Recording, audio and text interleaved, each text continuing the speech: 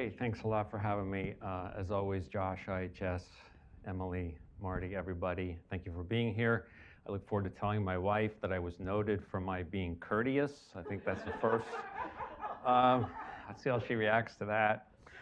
So I'm here to talk, I guess part of my reputation, about the demand for and supply of assurance.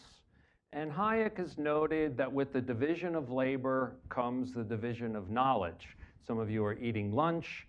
You were not involved in preparing that lunch. You, in fact, know very little about the individuals who put that sandwich together, much less who grew the wheat that's in the bread and everything else.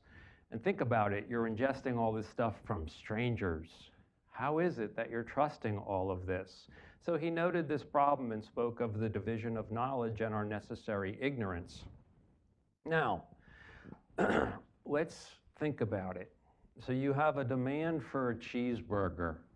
Maybe not right now. In fact, I want to change the story. Suppose you're at home and you're hankering for a smash burger that looks like that. That's maybe their bigger patty. You want one of those. And so you decide you're going to get one. And you go out to the parking lot and you go towards your car. And there, lo and behold, on the sidewalk is a plate with the cheeseburger that looks just like that. And we're telling the story, so we can assume that that is, in fact, a cheeseburger just like you want it. So you have a demand for a cheeseburger. There's a cheeseburger right there with a price of 0. Maybe there's a little sign, free cheeseburger. You don't even have to drive to the restaurant. So there's one there at 0 price, and you have a demand for that. So what do? Well, you do not eat it, probably, right? And why is that? And that's because with your demand for a cheeseburger, there is connected to that an associated demand for something else. And that demand is for assurance of quality and safety. So attaching to basically everything you demand is an associated demand for the quality and safety, say, promised of that good or service. So this is what this talk is about. It's not about the demand for cheeseburgers, it's about the demand for the assurance of the quality and the safety of cheeseburgers and of pharmaceuticals and engine repairs and doctoring and everything else. Building safety, all that good stuff. So here's a little model. You can think of yourself as the truster, and you hear a promiser promising a good or service of a certain quality and safety. And you have to decide, well, should I trust the promiser? Should I enter into the promise, his promise? If he keeps his promise, I get a 1, that's very nice. But if I trust him and he cheats, I get a -1, and that's not so nice. I'd rather, in that case, have not trusted at all, okay? So this is a basic little trust problem. This forms a kind of kernel of what we're talking about.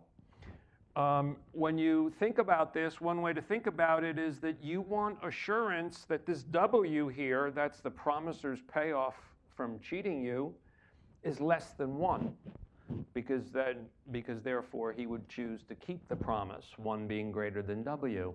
So it's kind of in a way about assurance that the W is less than 1.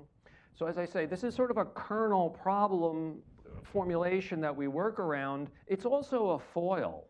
It's also, oh, by the way, this is a neat little illustration of how it doesn't work. And then the interesting thing is to understand how it's not like that. And we get around this problem. And then we change the interaction and so on.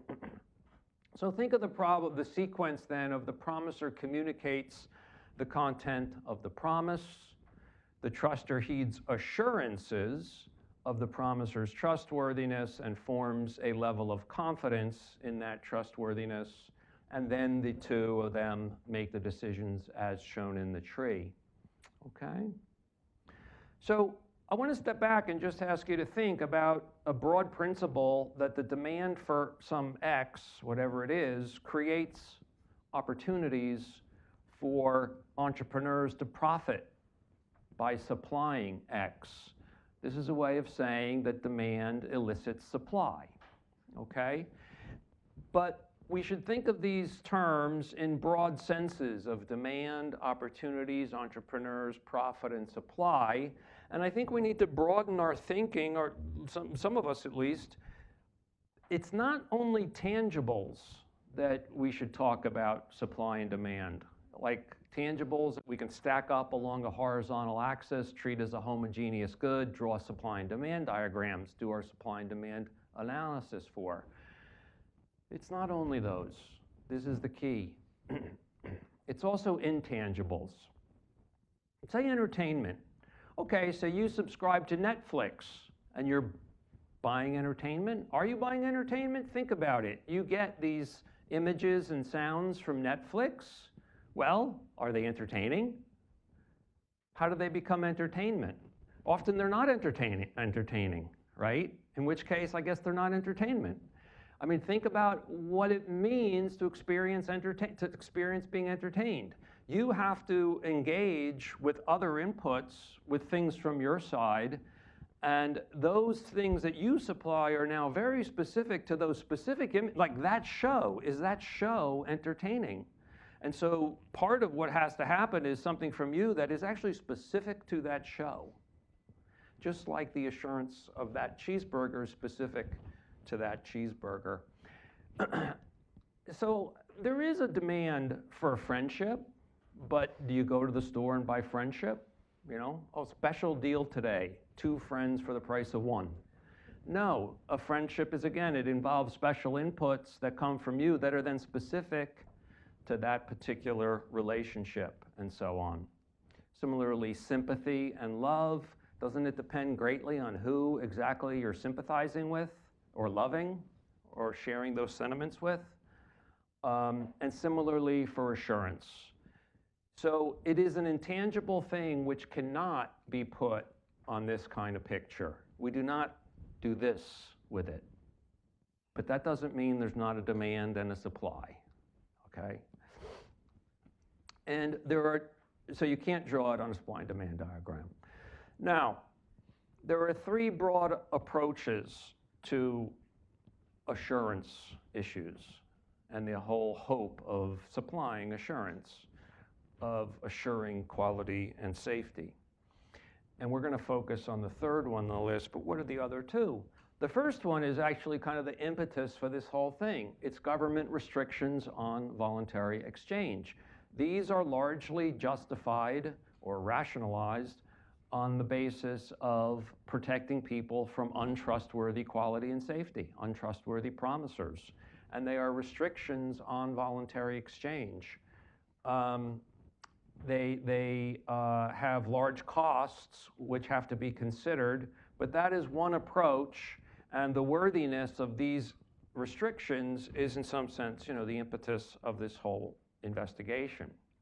A second one that I see as separate is the courts. Like if it's a matter of contract what the guy promises and then he violates the promises due, you know, that's a matter for action perhaps in court.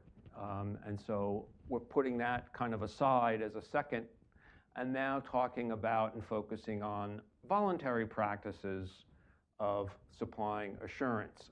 The methods are many and the forms are many. So it may not be a single bullet answer by any means, but so what do you do when you're not sure if you can trust somebody, when you're not sure about quality and safety of something?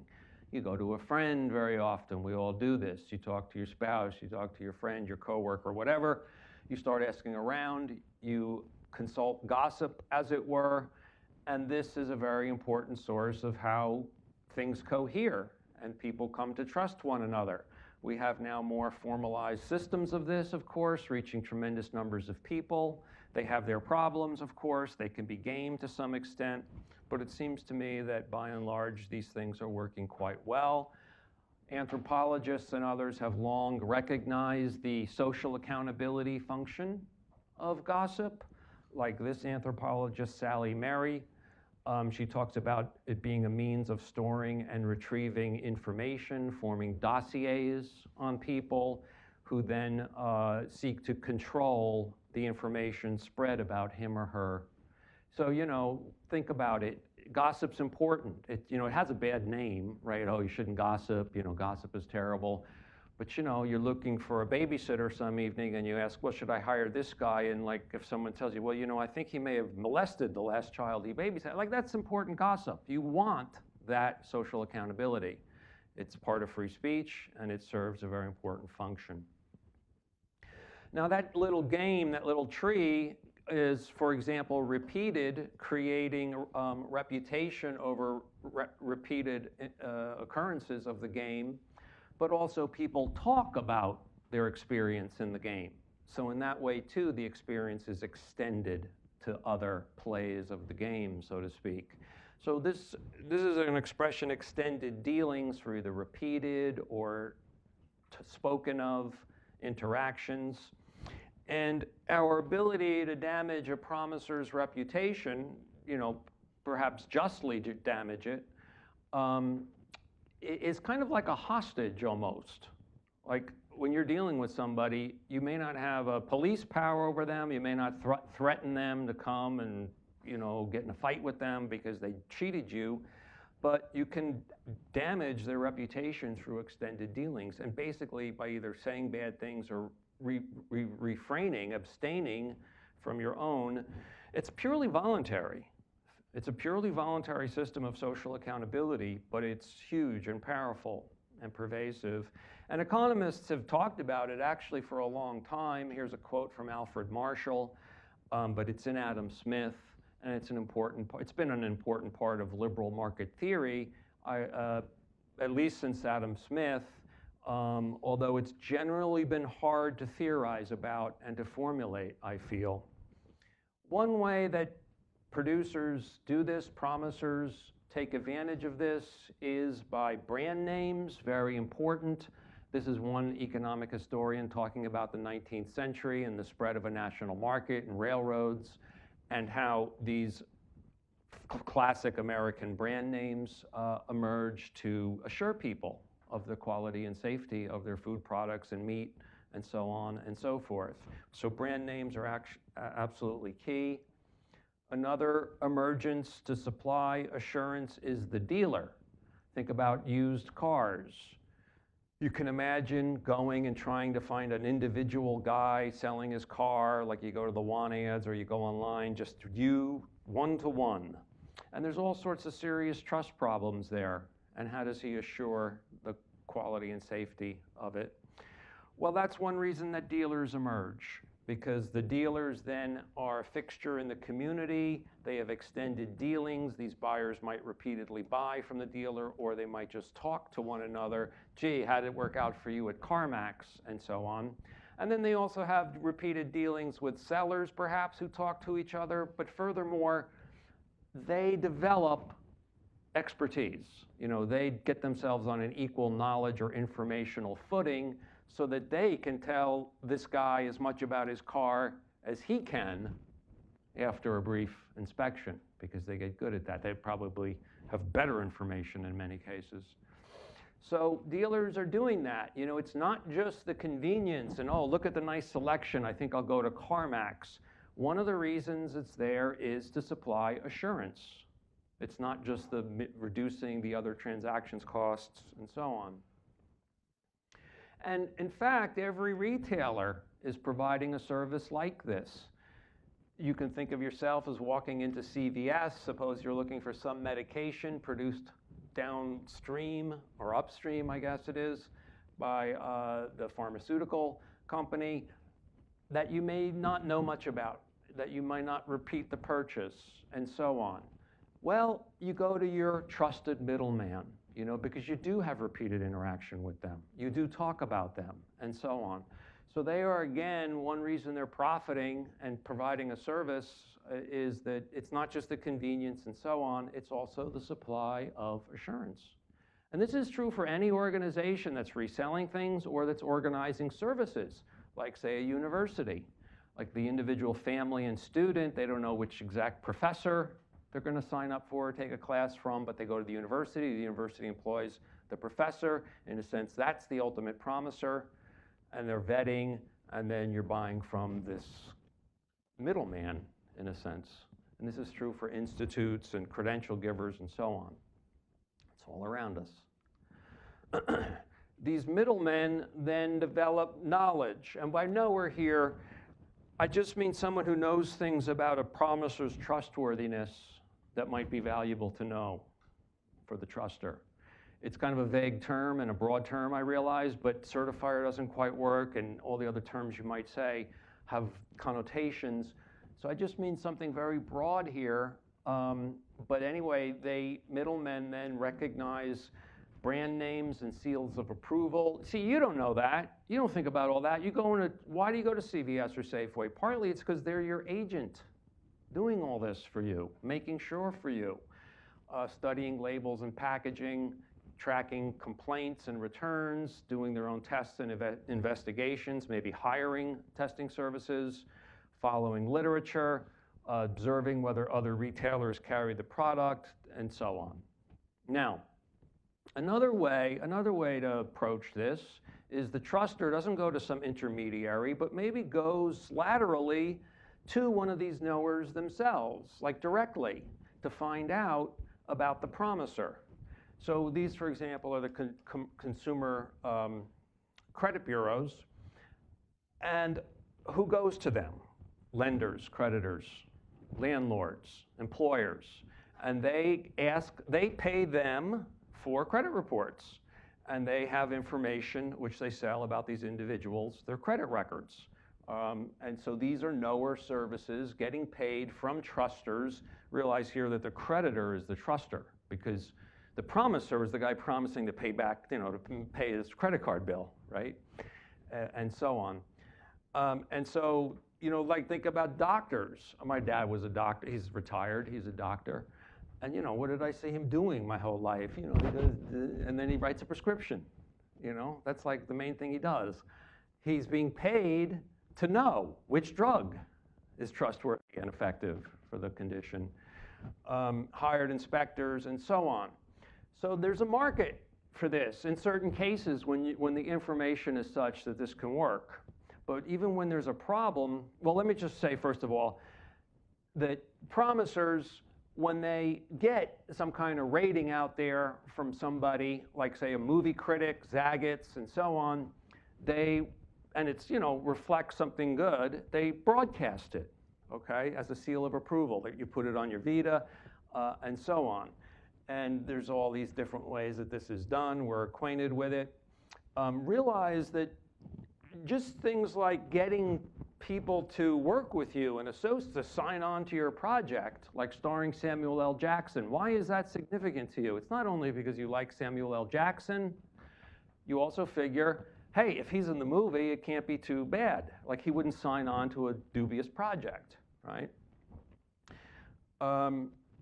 Yeah, so this is all happening. Now, it could be that in certain cases, knowers can't make much profit from selling to trusters, and meanwhile, promisers are not finding that there's movie critics and others reviewing their thing, which they can do. So what happens? They may then hire the knowers themselves. Promisers hire knowers to evaluate themselves. And then broadcast the evaluations or ratings and what have you. And think about it, it's a little bit like if you had a store and there was no place to park, right? And for some reason, private parking garages couldn't open up. You might provide free parking to facilitate people coming to your store. And in the same way, promisers, if people are not assured of quality and safety, they help meet that demand for assurance themselves by paying for it. And so they can then hire knowers to do, just what the truster needs, is get that assurance. And so hiring underwriters' laboratories for the safety of electronics, different kinds of auditing and accounting. Hey, everybody who goes to school, Brian Kaplan tells us it's not because they learn anything, it's because they're being certified. It's because they're getting the sheepskin with a transcript and letters of recommendation, right? And so they're the promiser. They're promising good labor services to prospective employers who are then the trusters. these kinds of things too. These different services are submitting themselves essentially to get these seals of approval. It's all around us. An interesting contractual configuration is the franchise system. You know, the individual McDonald's you get a hamburger from is owned by the franchisee, actually, but he's in this complex contract with the parent franchisor. And those contracts are dealing with this assurance issue in interesting ways. You can imagine going to someone other than a franchisee, you know, Joe's Garage, when your car breaks down in the middle of nowhere. Maybe you remember the movie Vacation, Chevy Chase goes and finally the job is supposedly done. How much I owe you? What does the guy respond? How much you got? So you don't want that. You know, you don't want to check into Bates Motel. You'd rather go to one of these trusted things. Now, how does this happen? Even though they're never going to see you again and you're never going to see them again very often. No repeated dealings. I mean, you could extend them by talking, but the franchisors in those contracts arrange these kinds of things to make it that the franchisees treat you honorably, you know, deliver what's promised essentially, despite the fact that they're probably never going to see you again. It's there to supply assurance. It's there to supply assurance. And in this very mobile world, people complain about brand names, you know, Naomi Klein, no logo, franchises, you know, Starbucks everywhere. But one of the reasons is we live in a richer, more mobile world where we will have a demand for assurance. And how do you meet that when you go to a country you've never been to before and probably will never be to again, kind of thing. And so you can do a scheme here about the knowers, whether they're remunerated by the trusters or the promisers. You can also try to distinguish whether the knowers are generating or conveying information or both. So that's kind of a little scheme with a bunch of examples here.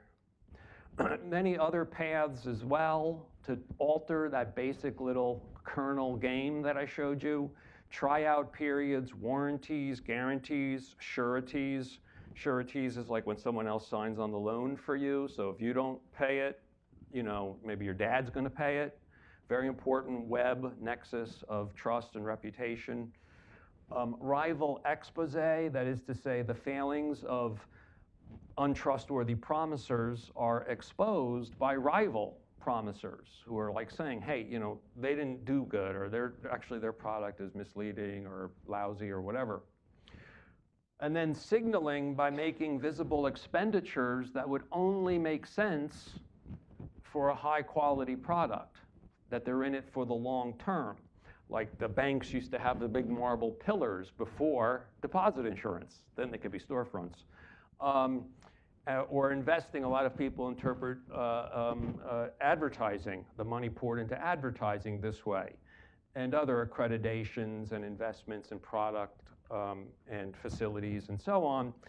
These are ways of kind of saying we're in it for the long term. There's kind of, even if people don't really get it, like explicitly or consciously, it's kind of a signal that way. You know, when you see above us an establishment established 1916, that means something. It does convey something. It kind of suggests they're in it for the long term, which means that they're interested in their long-term reputation and hence the quality and safety, or just the trustworthiness of their promises. Because it doesn't have to actually be good quality and safety. It's just about delivering what's promised. I mean, McDonald's maybe isn't that great in quality. It's not like Zaggett's gives it a high score, but the point is giving you what is promised. You want all those rungs of the ladder, right, to come.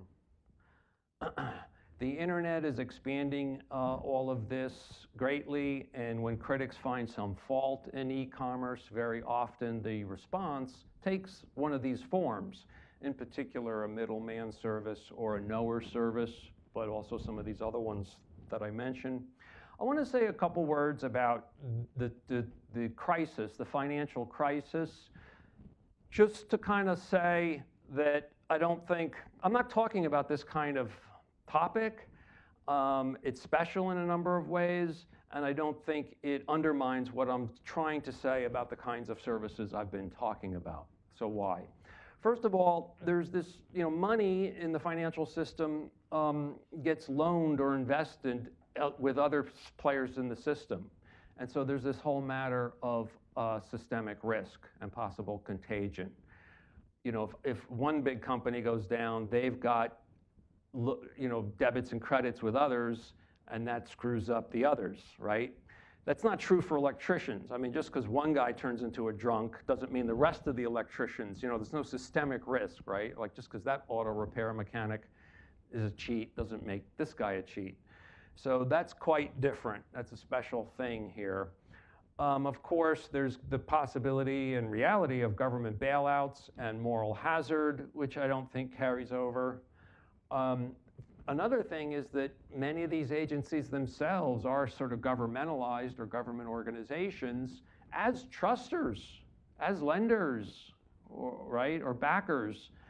And if they're doing a lousy job demanding assurance, right, if they're letting themselves feel confident too readily, it's partly their fault, and you don't have the same kind of big government players in the other services so much.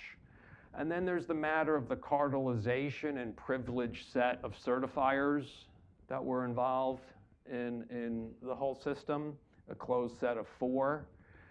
And finally, maybe most fundamentally, is that while loans are promises, promise to pay back a loan, many of the assets are not promises at all. I mean, when you buy a stock, no one is promising that it'll maintain its value. It's just not actually fitting that scheme at all. Similarly, when you buy a house or mortgage-backed securities, there's no promise involved, as a matter of fact.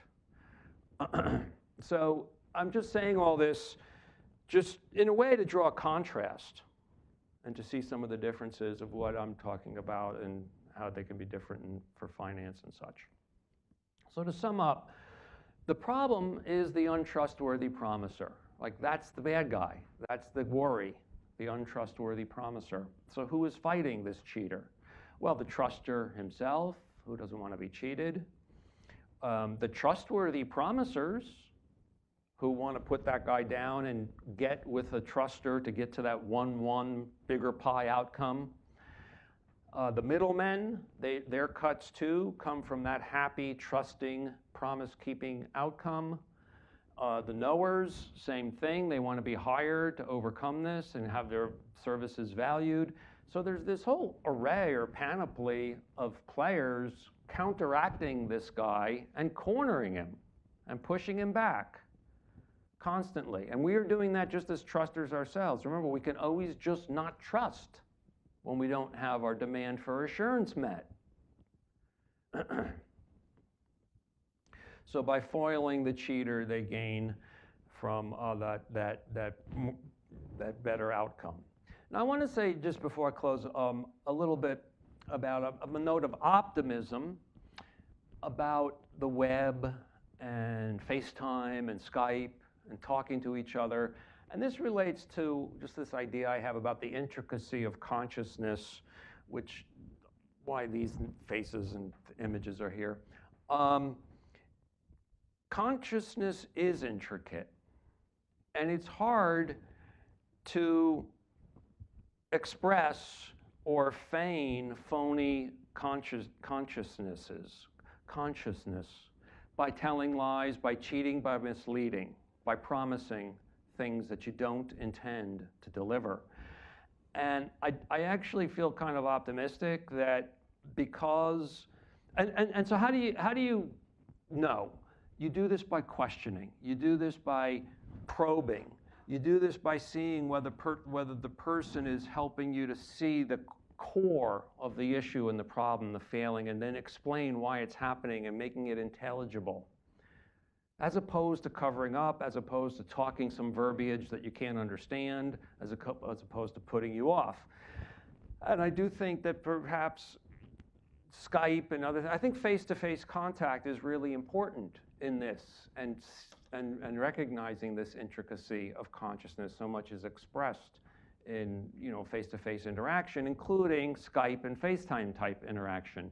So I'm actually rather optimistic about the world cohering at this level, if not in government policy, at least in terms of the rest of us kind of like managing. because it helps to enforce this basic truth that honesty is the best policy. Why is it the best policy? It's because of this. And the more that we can, catch out the people who are not pursuing this, the more, that reinforces this adage. So there's a demand for and supply of assurance. It takes many forms. I think the process tends to be self-correcting when you think about these processes and what might happen and you study things. I think this is true. And so in conclusion, these things have huge costs. I know this has a huge cost. I mean, I should say, it's actually the congressional ban on new pharmaceuticals and devices that is the thing, and then the FDA permits things. But this thing is a huge cost. This is a huge cost. I'm sure many of these others are also significant. They have huge costs. And so then the only way they could be redeemed is if those huge costs are somehow compensated for by huge benefits of providing assurance, of providing quality and assuring quality and safety. But if we have this array of entrepreneurial private sector forces, sources of supply of assurance, that makes it less believable that there's really some real net advantage to compensate for these huge costs. And I think, in fact, most of them are unredeemed and are unfortunate policy. Thank you for your attention.